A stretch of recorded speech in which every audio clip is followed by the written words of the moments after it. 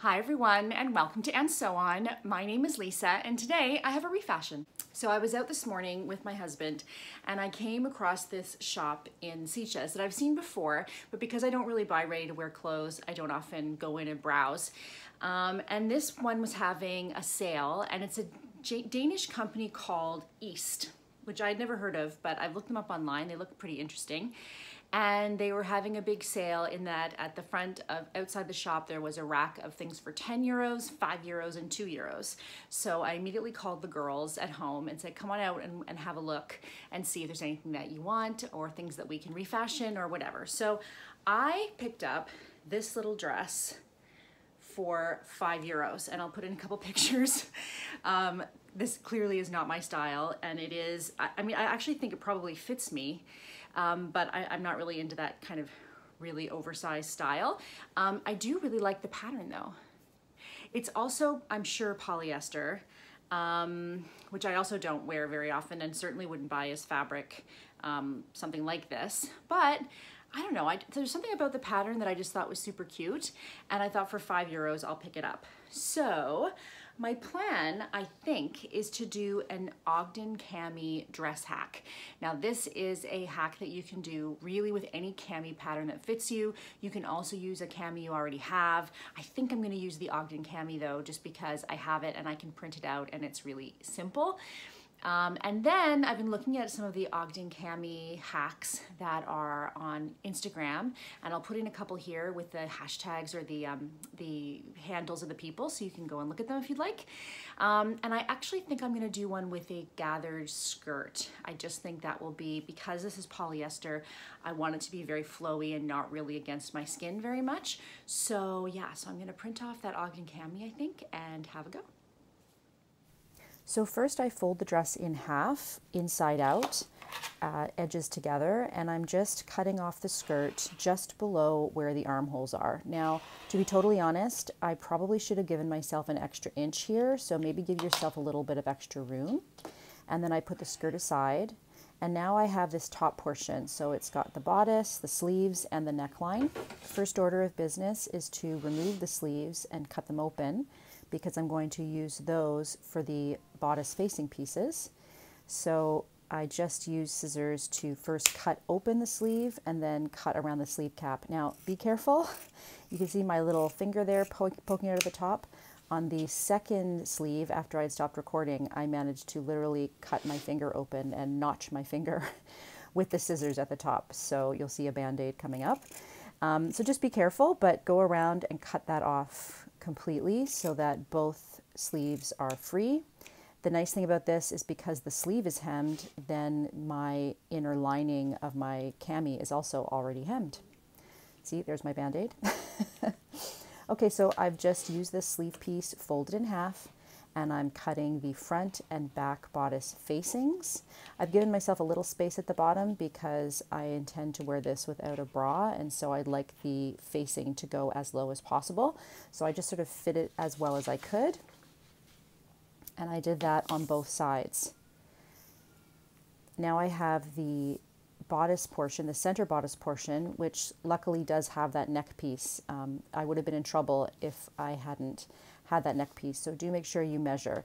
Now, again, we've got a full bodice here, full cami pattern. I am cutting this to 10 inches. So it is 10 inches from the neckline, front and back. That worked out great for me. It just depends on what kind of hack you're working with and what you want to do. But I do think that 10 inches hits me sort of right at the natural waist and gave me a good amount of space. I'm cutting down the sides, and then what I'm going to have to do is just slightly even out those sides, because again, I'm not working with yardage. You can see how that's a little bit off, and so I'm just evening that out just a little bit. And because this is a swingy pattern, taking off, you know, 1/4 of an inch is not going to make a difference. I was lucky enough to have a drawstring neckline on this dress, and so I was able to pull out the drawstring and just use that for my straps. So I just basically worked with whatever I had. These worked out to be 12 inches long, which is great. 12 inches is perfect. You might even want to add it a little longer. And now I have the bodice and bodice facing right sides together, and I'm sandwiching the strap in between them with the strap facing down towards the waistband so that it's out of the way of the stitch line. And in this case, I'm not using the notches on the original pattern because I realized that these spaghetti straps are skinnier than the regular pattern, and I know that I'm going to have to trim away a bit of fabric. So I've actually centered these much closer to the inside, to the center seam. And you can see I'm going to do that on both sides. And then afterwards, I just trimmed away maybe a quarter of an inch, maybe a little more from the arm size side to account for the fact that, you know, it wasn't centered. If you're making your own straps, you're not going to have this issue. And then I do the same for the back portion.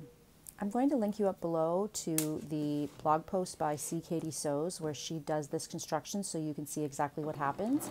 But basically you're assembling the front facing to the front piece and the back facing to the back piece all along the top seam first. So you're attaching those together from one armpit all the way up across the neckline and down to the other armpit. And then you attach the front portion to the back portion by sewing along the side seam. And I'm going to link you up because I just think she has a really great way of explaining it. But then when you pull it out, you can see that the straps are attached and you've got a nice swingy little bodice. Okay, so once you have your front facing attached to your front piece and your back facing attached to your back piece, you attach them together by opening them up and laying them one on top of the other. Okay, so we've got, this is the back facing on top of the front facing and the back main on top of the front main. And this here is the neckline stitch. This comes up here into the neckline. Okay, so you want to put a pin right here, right? This is the back facing and this is the back piece on top of the front facing and the front piece. So you want to put a pin right in the middle so that side seam matches. And then you want to sew right from the top here. This is sewing both of the facings together. And then you continue down here and that's going to sew the front and the back together. And then once you've done that on both sides, you can then flip it around and there you go. So now you've got a fully lined bodice all done. This is different than the Ogden Cami instructions, but I think it is actually easier in the long run. Okay, so here's the first try on. It's very cute and swingy. And yeah, so I like the tie straps that I did. And there's the back, which is nice.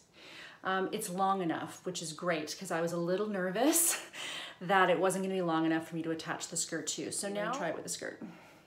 Okay, so unfortunately my video of doing the skirt didn't turn out. So I'm just going to let you know here what I did and show you. So this is the inside of the dress and clearly the skirt had already been constructed. I just cut that off the bottom. And then for the skirt, you can see here that there are 2 rows, 1, 2 of gathering stitches.